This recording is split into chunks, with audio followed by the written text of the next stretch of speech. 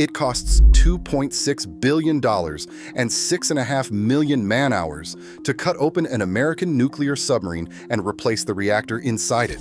Workers use torches and handheld saws to slice through a pressure hull built to survive crushing ocean depths, then weld it back together so precisely that one flawed joint could kill every sailor aboard. The Navy calls it an engineered refueling overhaul. The people who do it call it nuclear open-heart surgery. Right now, 36% of America's attack submarine fleet is stuck in maintenance or waiting for it. China is building faster than ever, and what happens inside these dry docks is something almost no one outside defense has ever seen explained. The Ohio-class ballistic missile submarine displaces 18,750 tons submerged. It stretches 560 feet from bow to stern, longer than the Washington Monument is tall. Each one carries up to 20 Trident 2D5 ballistic missiles capable of delivering nuclear warheads to targets more than 4,000 miles away. Together, the 14 Ohio-class ballistic missile submarines carry roughly half of every deployed American nuclear warhead. They are, by any reasonable measure, the most destructive machines human beings have ever built. And every single one of them has had its reactor cut out and replaced at least once during its service life. The last of those overhauls on USS Louisiana SSBN 743 finished in February 2023 at Puget Sound Naval Shipyard. That one job consumed 6.5 million man-hours spread across 870,000 resource days over 40 months. It was the largest engineered refueling overhaul in history. But here is the part most people never think about. The Navy cannot perform this operation just anywhere. Only 4 public naval shipyards and 2 private yards in the entire country are certified for nuclear submarine work. The dry docks at these facilities, many of them built during World War II, are crumbling.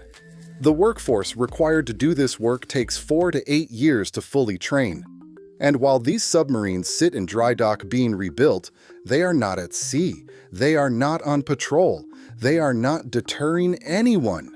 Every month a submarine spends in overhaul is a month America's undersea advantage shrinks. If you think that matters for national security, you're right. And if you want to understand exactly how the Navy tears apart and rebuilds a $3 billion nuclear submarine, stay with us. This is a process almost no one outside the defense world has ever seen explained in detail.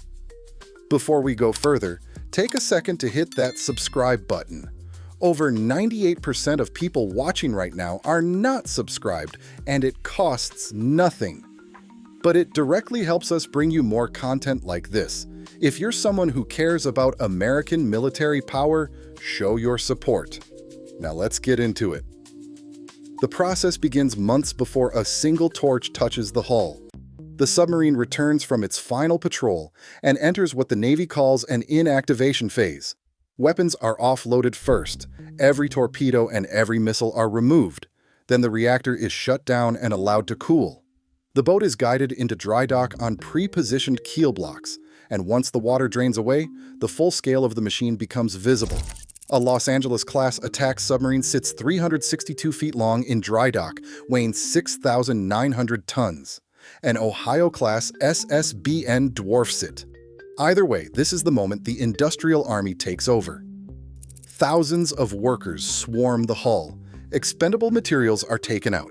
Classified equipment, cryptographic systems, the main storage battery, industrial gases, and loose furnishings are all removed. Every piping system aboard is drained. Hydraulic systems are flushed. Fuel oil tanks are cleaned. Sanitary systems are disinfected. The entire ship's electrical grid is de-energized and replaced with temporary shore power, ventilation, lighting, and compressed air.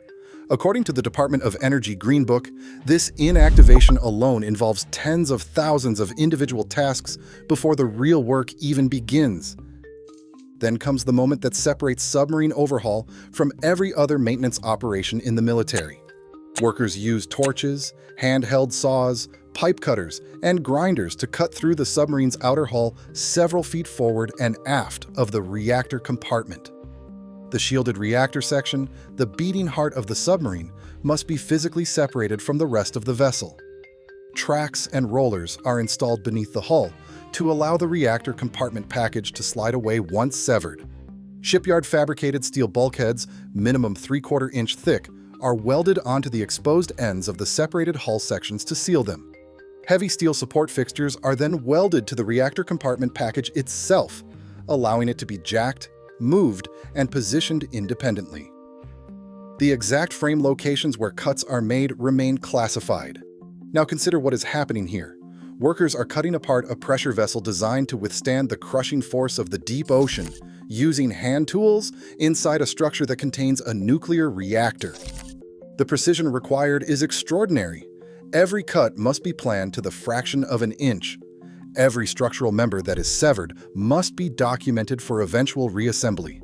And the entire operation is performed under the oversight of naval reactors, the Joint Navy and Department of Energy organization, designated NAVCA-08, led by a 4-star admiral who serves an 8-year term.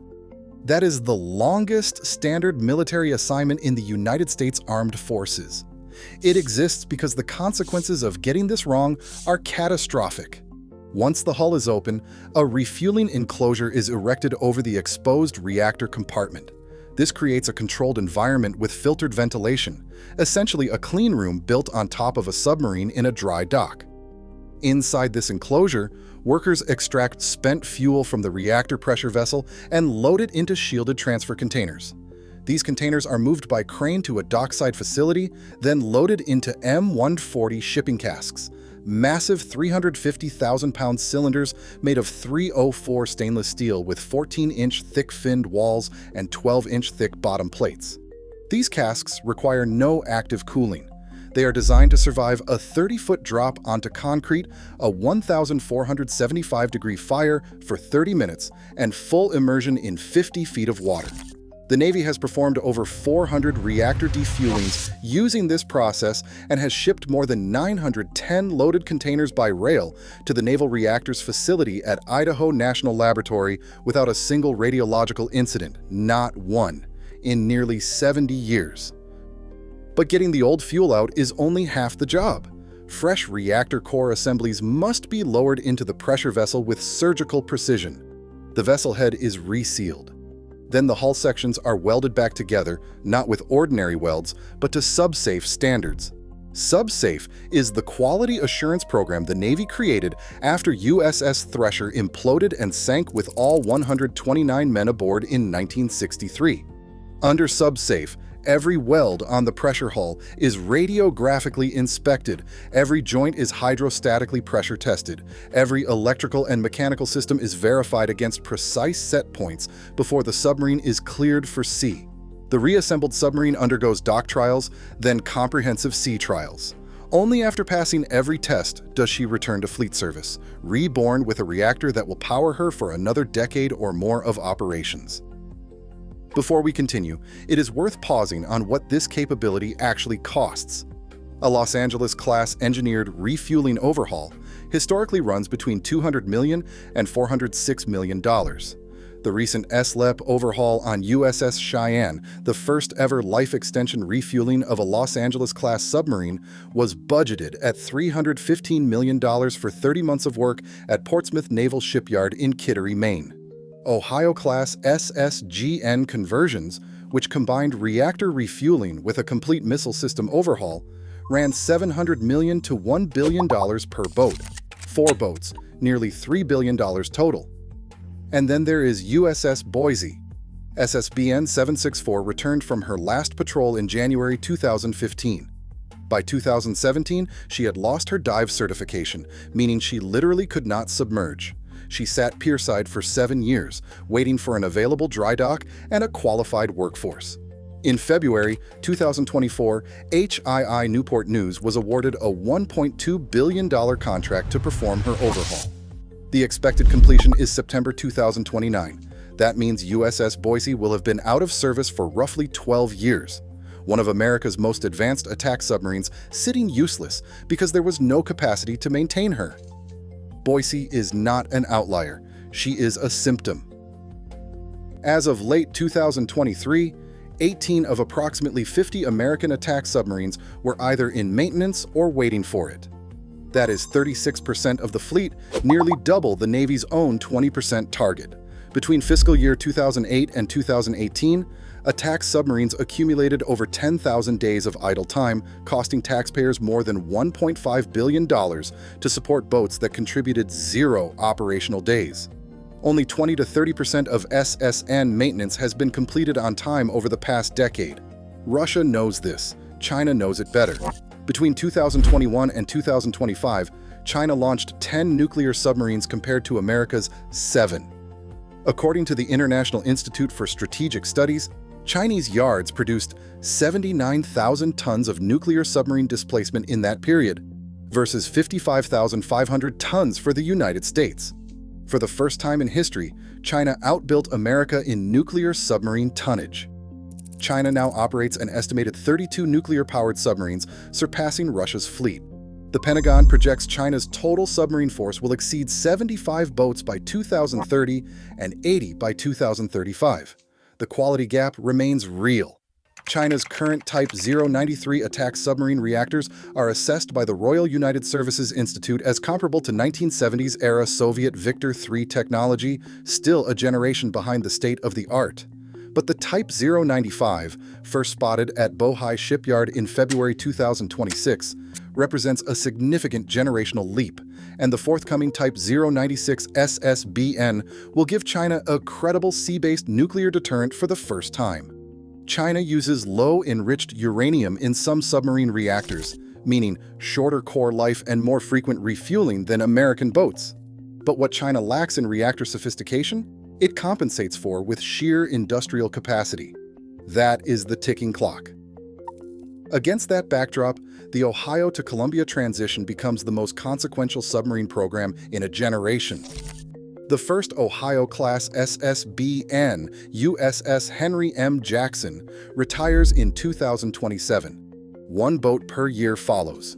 Without Columbia-class replacements arriving on schedule, the Navy's inventory of ballistic missile submarines drops from 14 to 13 in fiscal year 2027 to 12 in 2029 and to 11 by 2030. The Columbia-class was designed for a one-out, one-in replacement, but the lead boat, USS District of Columbia, SSBN 826, is running 12 to 18 months behind schedule, a major delay. As of February 2026, she was approximately 65% complete. Delivery has slipped from October 2027 to sometime in 2028 or 2029. The causes include late turbine delivery, bow dome construction issues, supply chain disruptions, and the same workforce shortages strangling every other program. If SSBN 826 is not ready for her first deterrent patrol by the first quarter of fiscal year 2031, the Navy falls below 10 operationally available ballistic missile submarines, the minimum required to maintain nuclear deterrence. The Department of Defense would then need to identify other steps to ensure it can meet current deterrent requirements. No one wants to explain what those steps are. Here is the profound irony at the center of this story. The single greatest engineering achievement in submarine reactor technology, the life of ship reactor core, was designed precisely to eliminate the brutal, expensive, time-consuming process of cutting submarines open for refueling. The Virginia-class S-9G reactor, commissioned aboard USS Virginia in 2004, operates for 33 years or more without ever requiring refueling. The Columbia-class S-1B reactor extends that to 42 years. These reactors use highly enriched uranium, roughly 93% uranium-235, combined with burnable poisons and advanced fuel metallurgy to pack enough energy into a single core to power a submarine for its entire operational life. The Columbia-class design saves an estimated $40 billion across the 12-boat class by eliminating midlife refueling entirely. But that future has not arrived yet. The submarines that need refueling today are the Los Angeles-class boats built in the 1980s and the 1990s, and the Navy is now performing something it has never done before. The Service Life Extension Program is refueling Los Angeles-class reactors to push boats past their original 33-year design life. USS Cheyenne completed the first ever refueling under that program in December 2025 at Portsmouth. The Navy plans to extend up to 7 boats this way using 5 available spare reactor cores. Buying time to bridge the attack submarine valley, That gut-wrenching dip to 46 or 47 attack submarines projected by 2030. The people who do this work deserve the final word. Across 4 public shipyards, more than 36,000 workers show up every day to maintain the most powerful undersea fleet on the planet. A nuclear-qualified welder at Portsmouth Naval Shipyard completed a 4-year apprenticeship, then spent years earning certifications on carbon steel, stainless steel, Inconel, nickel-copper, and copper-nickel alloys. 30 weeks of training were required for the nuclear qualification alone. These men and women work 10 to 12-hour shifts inside confined submarine compartments where temperatures from welding and grinding can be extreme and the spaces are barely wide enough to turn around. More than half the workforce at many yards has fewer than 5 years of experience. Portsmouth alone needs 540 new hires every year just to maintain capacity. Vice Admiral William Hilarides, the former commander of Naval Sea Systems Command, put it simply, "This is hard physical work." He was right. And it is work that most Americans will never see, never hear about, and never think about until the day it does not get done. The submarines being rebuilt in these dry docks right now are not museum pieces. They are frontline warships carrying real weapons, crewed by real sailors, operating in real oceans where American adversaries are watching every move. The ability to cut open a nuclear submarine, replace its reactor, rebuild its systems, and send it back to sea is not just an engineering marvel. It is a strategic necessity. And right now, that capability is stretched thinner than it has been at any point since the Cold War. If you found this valuable, please subscribe to the channel. Next week, we are going inside the most dangerous job aboard a nuclear submarine. We meet the men who operate the reactor itself, hundreds of feet beneath the surface with no margin for error. You do not want to miss it.